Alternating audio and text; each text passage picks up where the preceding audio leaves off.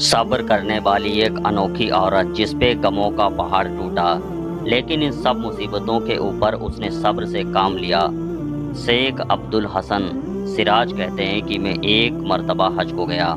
میں طواف کر رہا تھا، میری نگاہ ایک خوبصورت حسین عورت پر پڑی جس کے چہرے کا حسن چمک رہا تھا۔ میں نے آہستہ سے کہا کہ خدا کی قسم، ایسی حسین اور خوبصورت عورت میں نے آج تک نہیں دیکھی۔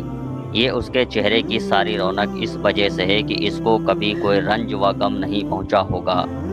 اس نے میری یہ بات سن لی، کہنے لگی، تم نے کیا کہا؟ خدا کی قسم میں غموں میں جکڑی ہوئی ہوں اور میرا دل فکروں سے اور آفتوں سے زخمی ہے، اور دنیا میں کوئی بھی میرے غموں میں میرا شریک نہیں رہا۔ میں نے پوچھا، کیا ہوا؟ کیا بات ہے؟ کیا تمہارے ساتھ کچھ ہوا ہے؟ اس نے کہا، میرا واقعہ بہت ہی عجیب و غریب ہے۔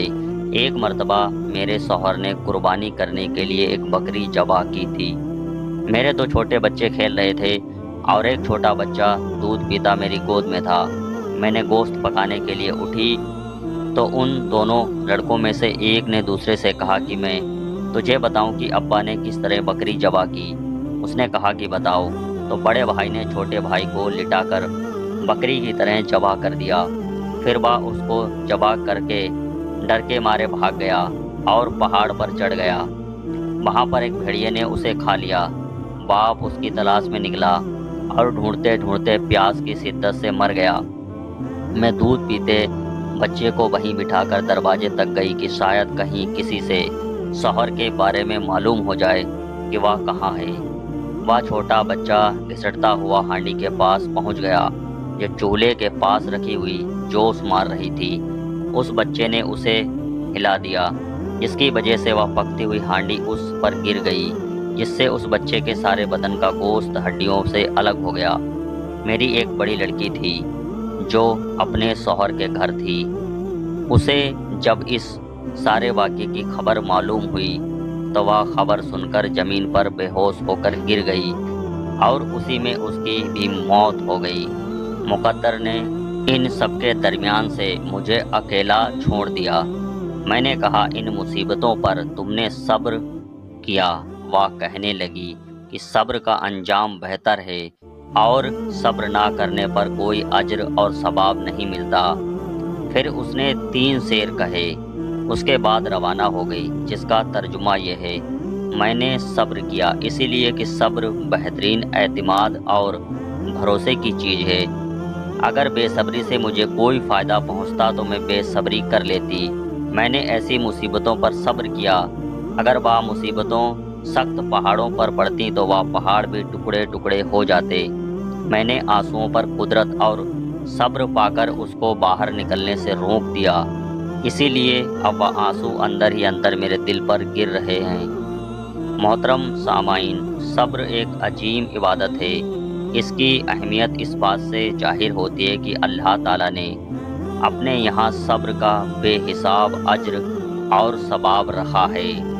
اگر ہم اللہ کے بتائے ہوئے طریقے سے صبر سے کام لیں تو ہمارے زیادہ تر مسائل اپنے آپ ہی حل ہو جائیں گے۔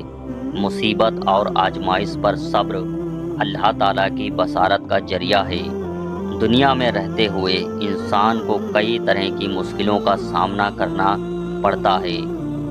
اگر ان مشکلوں کو اللہ کی رضا اور خوشی کے لیے برداشت کر لیا جائے تو ایسے صبر کرنے والوں کو اللہ تعالیٰ خود اجر اور ثواب کی خوشخبری دیتا ہے۔ سورہ بقرہ میں اللہ تعالیٰ فرماتے ہیں، اور ہم ضرور تمہیں آزمائیں گے، کچھ ڈر اور کچھ بھوک سے، اور کچھ مالوں اور کچھ جانوں اور کچھ پھلوں کے نقصان سے، اور اے محمد صلی اللہ علیہ وسلم، آپ ان صبر کرنے والوں کو خوشخبری سنا دو جن پر جب کوئی مصیبت پڑتی ہے تو کہتے ہیں، بے شک ہم اللہ ہی کا مال ہیں اور ہم اسی کی طرف لوٹ کر جانے والے ہیں۔